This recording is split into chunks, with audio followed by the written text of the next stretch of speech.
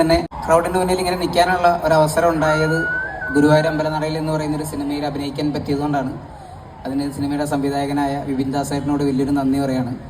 കാരണം സിനിമ സ്വപ്നം കണ്ടാണ് ഈ ബമ്പർച്ചിരി പരിപാടികളിലും അല്ലെങ്കിൽ മറ്റുള്ള TV ഷോസിലാണെങ്കിലും അല്ലാതെ സ്റ്റേജ് പരിപാടികളിലൊക്കെ വന്ന് ഇങ്ങനെ നിറഞ്ഞു നിന്ന് ചിരിപ്പിക്കാൻ ശ്രമിക്കുന്നത് സിനിമ സ്വപ്നം കണ്ടാണ്.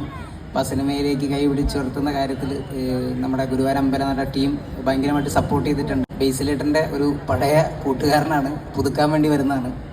അപ്പോൾ സിനിമ ഉറപ്പായിട്ട് നിങ്ങൾ മിനി സ്ക്രീനിലും TV-കളിലൊക്കെ കണ്ടു തരുന്ന സപ്പോർട്ടുകൾ തുടർന്ന് ഈ സിനിമയ്ക്കും ഉണ്ടാവണമെന്ന് മനസ്സുകൊണ്ട് ആത്മാർത്ഥമായിട്ട് പ്രാർത്ഥിക്കുകയാണ്. എന്നിട്ട് അടുത്ത യൂത്ത് ഐക്കൺ സിജു സണ്ണിക്ക് മൈക്ക് കൈമാറാണ്.